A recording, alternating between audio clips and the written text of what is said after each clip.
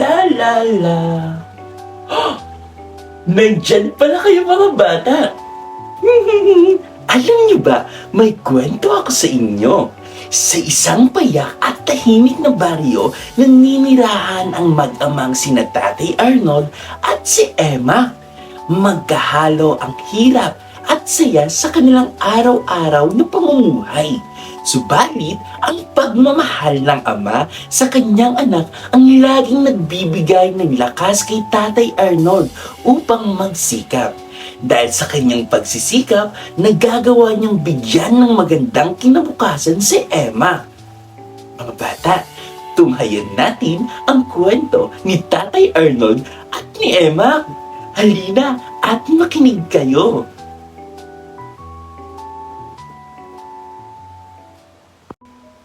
Anak, kamusta ang eskwela?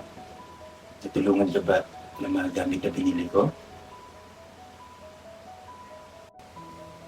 Opo, Itay. Dahil sa mga libro at gamit na binili nyo, mas napadali ang pag-aaral ko. Tay, maraming salamat po ah.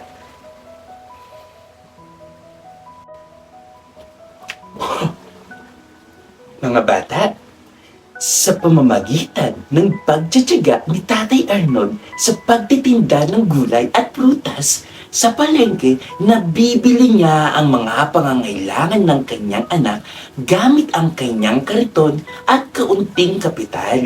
Nitataguyod niya si Emma kahit pagaano kahirap ang buhay. Alam mo anak, lahat ng ginagawa ko ay para sa iyo. Gusto kong magkaroon ka ng mas magandang kinabukasan kaysa sa akin. Kaya kahit mahirap, pinipilit kong magtrabaho ng mabuti para kay nanay mo rin, kahit hindi na natin siya kasama.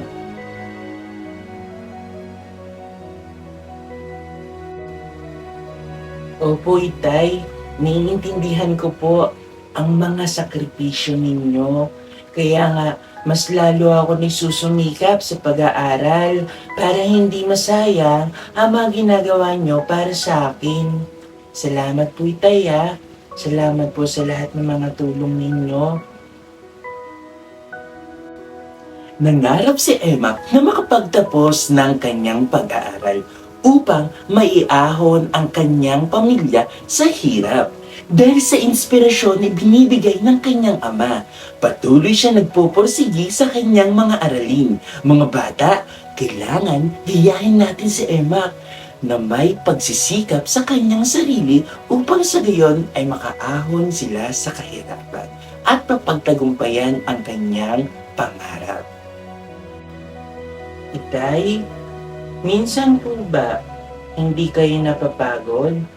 Parang araw-araw na lang kayo nagtatrabaho para sa akin.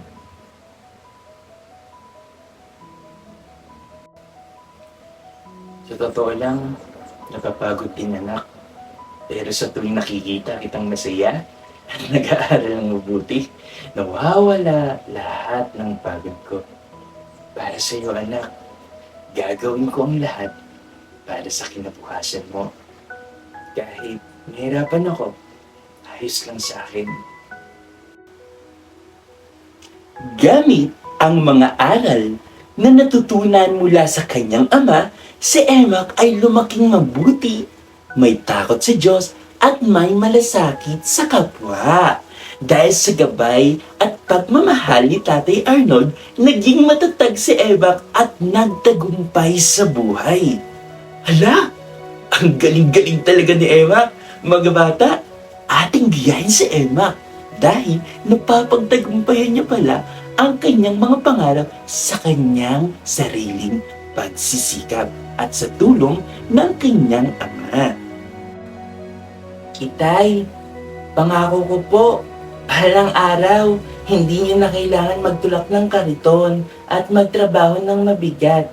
Ako naman po ang maghahanap buhay para sa atin. Pangako po, Itay. Salamat anak ha.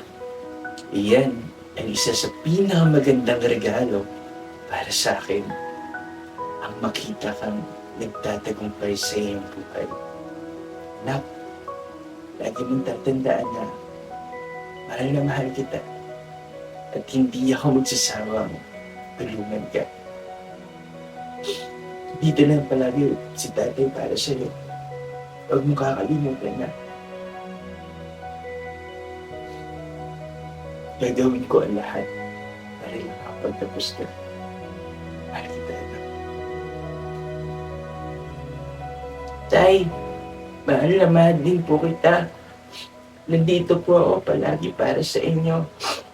Tsaka, pagsisikapan ko ang lahat para makaahon tayo sa kahirapan. Ganun din, para maging proud si Mama kahit wala na siya sa tabi natin. Mahal na mahal kita, Taya. Promise ko, gagawin ko ang lahat para sa iyo, Tay. Para sa inyo ni Nanay. Mahal kita. Sobra. Sa wakas, dumating ang araw na si Emma ay nagtapos ng kanyang pag-aaral at nagkaroon ng magandang trabaho sa pamamagitan ng sipag, tiyaga at pagmamahal ng kanyang ama. Natupad ni Emma ang kanyang pangarap at gaya ng pangako niya, siya naman ngayon ang tumutulong at nag-aalaga kay Tatay Arnold, ang amang nagbigay sa kanya ng lahat ng kanyang makakaya. Muli, palakpakan natin mga bata si Emma. Mahusay at ngayon, dapat natin siyang gayahin dahil sa kanyang busilak na pagmamahal para sa kanyang ama, napapagtagumpayan ni Emma ang kanyang pangarap.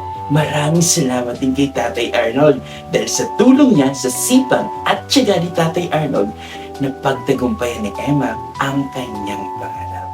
Mga bata, lagi nating mahalin ang ating mga magulang, ang ating ama o ina.